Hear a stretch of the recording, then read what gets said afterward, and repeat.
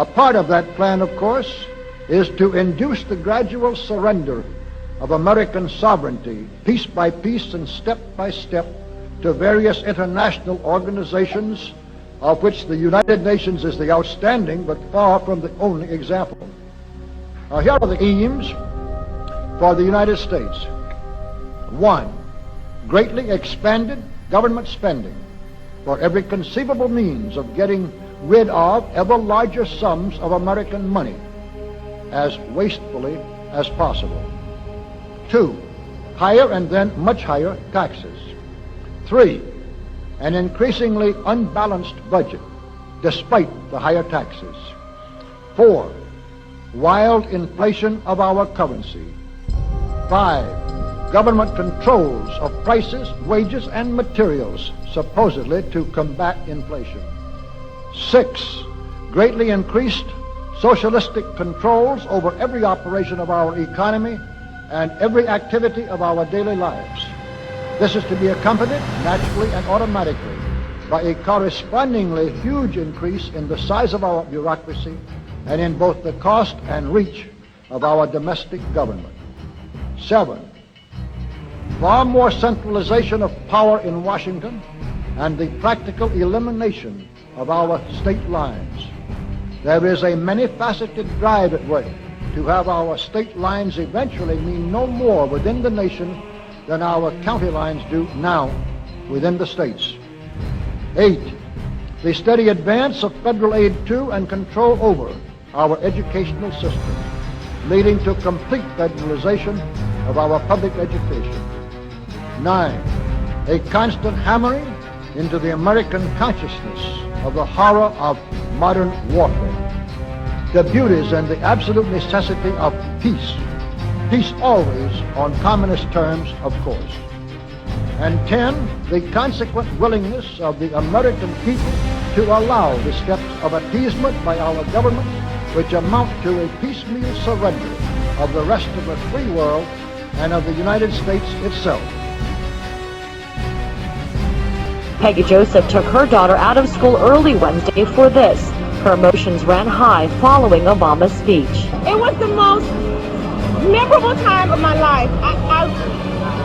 It was a touching moment because I never thought this day would ever happen. I won't have to worry about putting gas in my car. I won't have to worry about paying my mortgage.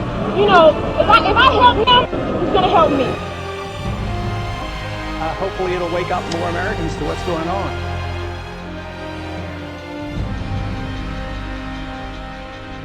Because I think everybody on Wall Street and everybody in Washington is just playing a game, it's all connected. The problems and the solutions are connected. In the several tens of thousands of U.S. troops indefinitely staying in Iraq, even beyond the country-to-country agreement we just signed with Iraq that says we'll leave.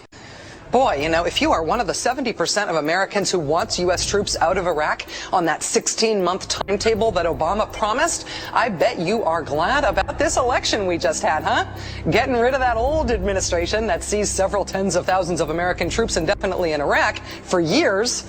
Wow, good thing we are saying goodbye to George W. Bush's Defense Secretary, Bob Gates. And now we're saying hello to Barack Obama's Defense Secretary, Bob Gates.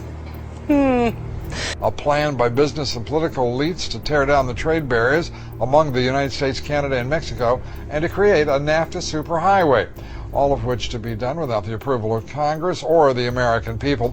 President-elect Obama named a die-hard free trader and NAFTA supporter to be his U.S. trade representative.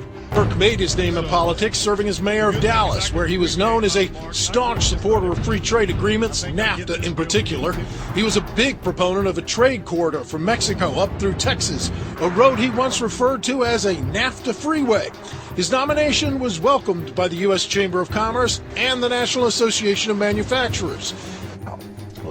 Well, this is early on. The president-elect is starting to look like, it's starting to look when it comes to trade. As Lori Wallach, the public citizen, pointed out, Global Trade Watch. I mean, the old boss is starting to look a lot like the new boss when it comes to the issues of offshoring, free trade. This is troubling indeed. It is, and all those people in the piece tonight, Lou, are people who are inclined to support him, who are people who want to be on his side, and they're reluctant in their sort of reservations about what he's doing with Kirk. Well, it is an extraordinary appointment, but I'm sure that we'll find out some others were extraordinary too, just as we have with previous presidencies. Thank you very much. Almost everyone owns a music player and a laptop. But what if the government decided to allow itself to get into these personal devices, and for no specific reason whatsoever? In extreme secrecy from the public, the United States is hammering out an international copyright treaty with several other countries and the European Union. Under the Anti-Counterfeit Trade Agreement, or ACTA, governments will get sweeping new powers to search and seize material thought to be in breach of copyright. But why all the secrecy? While the Obama administration calls this national security, Richard Stallman, prominent American software freedom activist, calls it a secret war on sharing. We wouldn't like it if we knew. They're trying to do policy laundering. Democracy gets bypassed, and they can do to us whatever they want. I can only guess that it's going to be nasty, because if it weren't going to be nasty, they wouldn't need to keep it a secret.